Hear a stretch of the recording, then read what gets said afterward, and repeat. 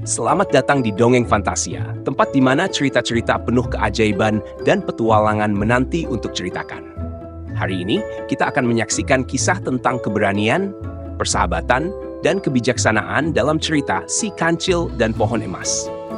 Siapkan dirimu untuk memasuki dunia hutan yang penuh misteri, di mana tidak semuanya seperti yang terlihat.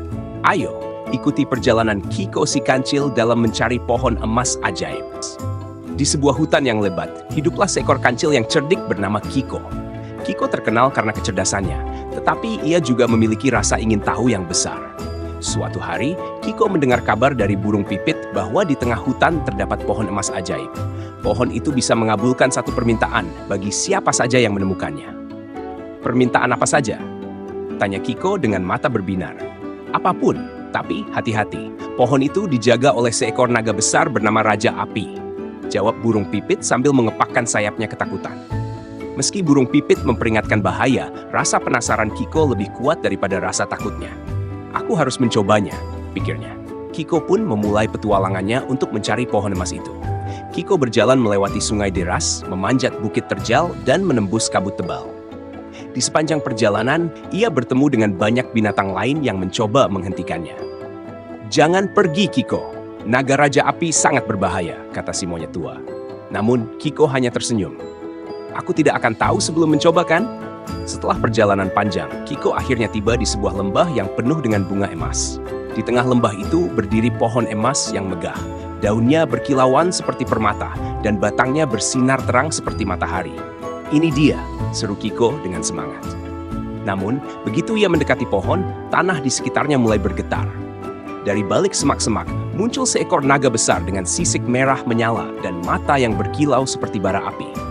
Naga Raja Api membuka mulutnya yang penuh taring dan berkata, "Siapa yang berani mendekati pohon emas milikku?"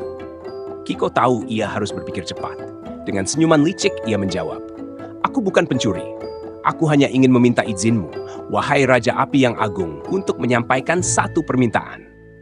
Mendengar pujian itu, naga Raja Api tampak terkejut. Belum pernah ada yang berbicara dengannya dengan sopan seperti itu. "Apa permintaanmu, kancil kecil?" tanyanya sambil mempersempit matanya. Kiko mulai memutar otak. Jika ia membuat kesalahan sekecil apapun, ia tahu ini bisa menjadi akhir petualangannya.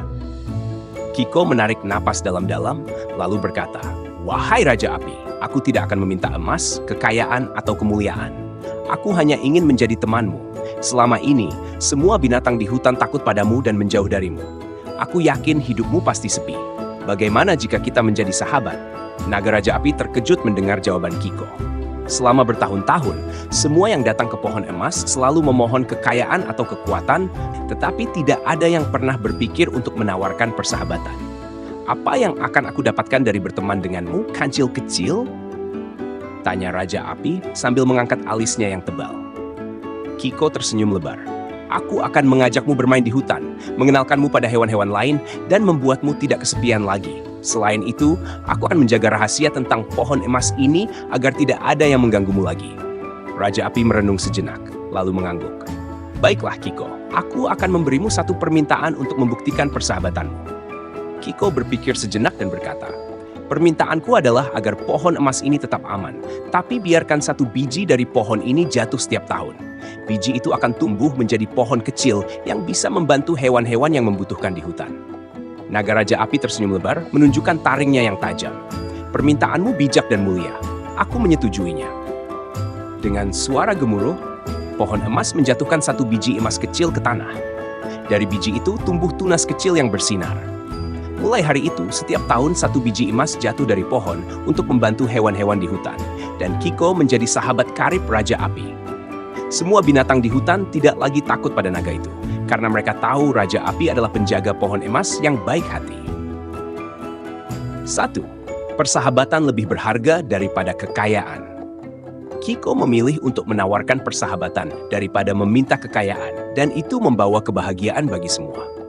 2. Berpikiran bijak dan memikirkan kebaikan bersama. Permintaan Kiko tidak hanya membantu dirinya sendiri, tetapi juga semua makhluk di hutan.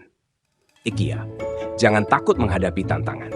Keberanian dan kecerdikan Kiko mengajarkan bahwa terkadang kita harus mengambil risiko untuk mencapai sesuatu yang baik. Sing. Terima kasih telah mendengarkan dongeng hari ini di Dongeng Fantasia. Ingat, persahabatan sejati itu jauh lebih berharga daripada harta atau kekayaan apapun. Jangan lupa untuk like, komen, dan subscribe untuk lebih banyak cerita menarik lainnya. Sampai jumpa di dongeng selanjutnya. Selamat malam dan semoga mimpi indah menemani langkahmu.